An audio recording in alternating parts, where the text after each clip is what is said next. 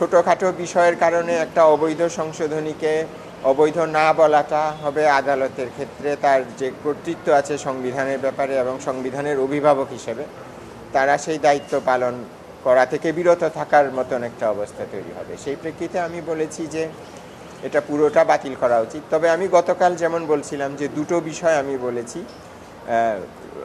সুরক্ষা দেওয়া উচিত, আর একটা হলো সুপ্রিম জুডিশিয়াল কাউন্সিল, আর একটা হলো 102 অনুচ্ছেদে মানবাধিকার রক্ষা করার জন্য আদালতের শরণাপন্ন হওয়া।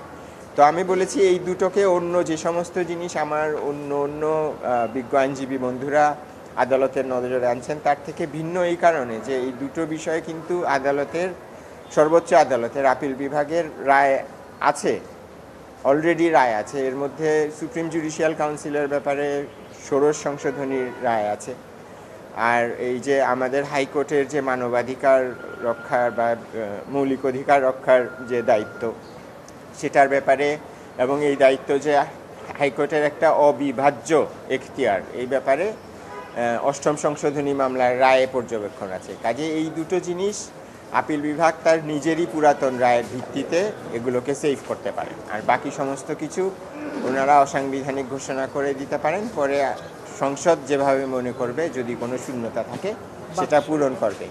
তবে মোটা দাগে এটাই আমার সাবমিশন ছিল। আরেকটা সাবমিশন আমি গতকালকেও যেটা করেছিলাম সেটা হলো আরেকটা বিষয় হয়তো আদালত সুরক্ষা দিতে পারেন, যে সেটা হলো ওই যে একদলীয় শাসন ব্যবস্থা এবং বাকশাল, এটা তো চতুর্থ সংশোধনীর মাধ্যমে প্রবর্তিত হয়েছিল। তো যদি পঞ্চদশ সংশোধনী পুরোটা বাতিল হয় তাহলে ওই বিধানটা সংবিধানে ফিরে আসবে।